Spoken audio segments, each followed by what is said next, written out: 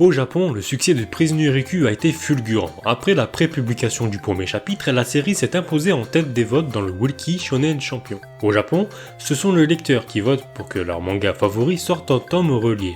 Aujourd'hui, vous l'aurez compris, on parle manga. Clair, net, précis. C'est y part.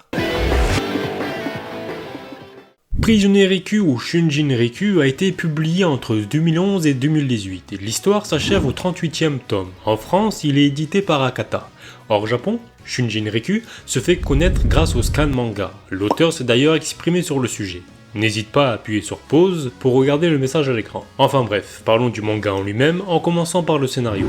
Un beau jour, une météorite s'écrase dans le centre de Tokyo. Quelques années plus tard, la mégapole est divisée en deux, entre la ville de Tokyo telle que nous la connaissons et la zone touchée convertie en bidonville. Le bidonville est donc un endroit où règne la pauvreté ainsi que les crimes. Et pour couronner le tout, la police a le plein pouvoir.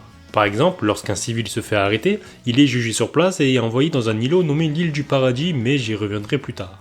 Riku Kurita, enfant débrouillard de 13 ans, est un habitant du bidonville. Notre héros est orphelin mais considère un vieux policier comme un membre à part entière de sa famille et c'est réciproque. Dans la traduction française, le vieux policier est nommé Papy par Riku.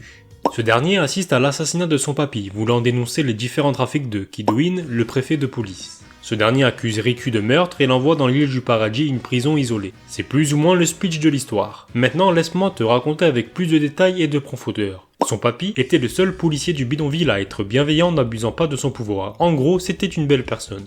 Il est donc tué par Kido-in, comme dit précédemment, prêt à tout pour accéder au pouvoir. Pour faire simple, ce représentant une menace ou une gêne même minime pour lui est au pire assassiné sans aucune pression, au mieux envoyé en prison. Riku, sur le moment, essaye de venger son papy, tant bien que mal, mais en vain, laissant tout de même une cicatrice au visage du préfet de police. Kido-in l'emprisonne donc sur l'île du paradis pour 30 ans. Tu comprends vite que le préfet de police, c'est le gros méchant de l'histoire, et quoi de mieux qu'un antagoniste méchamment charismatique. De plus, l'auteur nous dévoile au fil de l'histoire les véritables objectifs de Kido-in. Riku étant maintenant sur l'île du paradis, il va essayer de s'y échapper pour venger son papy. Sauf que la prison est un lieu isolé sur une île non loin du Japon. Ironiquement, l'île du paradis désigne en fait tout son contraire, entre les gardiens de cellules corrompues, les violences des combats entre les prisonniers et les tortures psychologiques. Elle est aussi réputée de par ses murs immenses ainsi que sa défense impénétrable. Dans sa cellule, notre héros rencontre plusieurs co-détenus, mais 3 sont réellement importants. On commence avec Sasaki Renoma, 18 ans, il est condamné à 28 ans de prison. Il est chef du Double Dragon Cross, un des gangs les plus renommés du bidonville. Grand, musclé, impitoyable, il est l'exact opposé de Riku. Il y a aussi Masyo et Amano, 2 collègues enfermés pour quelques années. Bien que secondaires au début, ils prennent tout de même de l'importance au fil des chapitres. Dans Prisonnier Riku, on croise des personnages hauts en couleur, comme un géant se coiffant comme Elvis, pourquoi pas, ou un boxeur ayant une gueule d'ange et plein d'autres. Bien sûr, l'auteur nous raconte comment et pourquoi ces gars-là ont atterri en prison.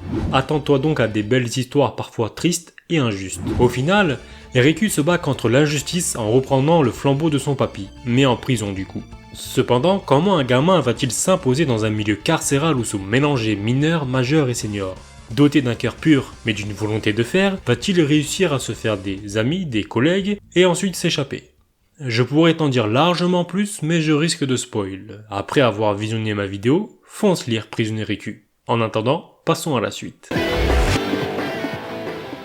Tu sais, j'ai dû lire facilement plus d'une 50aine de BD japonaises, et pourtant ce manga est facilement dans mon top 3. L'œuvre en elle-même ne cesse de progresser à chaque volume.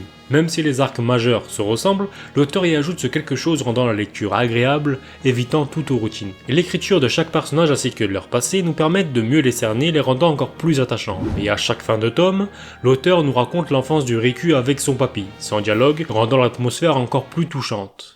Perso, j'ai la forte impression que le mangaka a maîtrisé son œuvre du début jusqu'à la fin. Ce que je veux dire par là, c'est que tout s'enchaîne avec fluidité. Très souvent, je parle peu du dessin des œuvres que je présente, car en vrai, j'y connais rien. En plus, je dessine comme un gosse de 4 ans, donc du coup... Cependant, je dirais simplement que Shinobu Shiguchi réussit à transmettre ses émotions simplement par le dessin, notamment grâce à son trait spécifique et à la maîtrise des expressions faciales. Prisonnier Riku, c'est un manga rempli d'émotions. Je dirais même que c'est le point fort de celui-ci. Le personnage de Riku est à lui seul touchant, sûrement dû au fait qu'il reste pur malgré son vécu dans le bidonville et même en prison où règne la loi du plus fort. Sa pureté en touchera plus d'un, ramenant certains dans le droit chemin. Ce manga s'adresse surtout à ceux vivant la lecture au maximum. Le plus gros regret que j'ai envers celui-ci, c'est qu'il mérite clairement un animé, en espérant que celui-ci verra le jour, un jour. Si tu veux me faire plaisir, après avoir rédigé un commentaire et mis un pouce bleu, va lire Prisonnier Riku, car il est pour moi une perle cachée dans l'océan du manga. Pour finir, j'ai en tête un proverbe qui colle parfaitement à l'œuvre. Tant qu'il y a Riku, il y a de l'espoir. Et la vidéo se termine ici, en espérant qu'elle vous aura plu. Je vous dis à bientôt et surtout, portez-vous bien.